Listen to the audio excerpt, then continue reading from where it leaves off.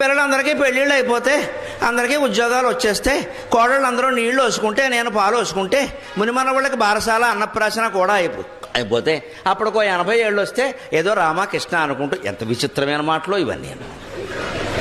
ఈ క్యాండిడేట్ మర్నాడు వెళ్ళిపోతే మొత్తం ఎన్ని పెట్టావమ్మా దేవుడి దగ్గర లిస్టు? హిరణ్యకశిపుడు వరాల కంటే ఎక్కువ.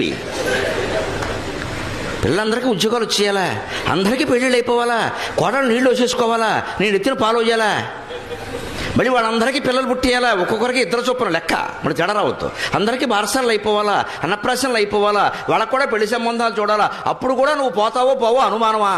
ఇంకా ఇష్టం లేదా పోవడం? అప్పుడు ఇంకా రామకృష్ణ అనుకుంటావా?